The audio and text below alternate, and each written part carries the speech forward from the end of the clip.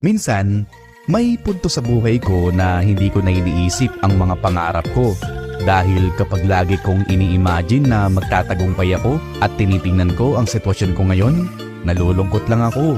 Hindi ito nakakatulong. Ang layo sa katotohanan.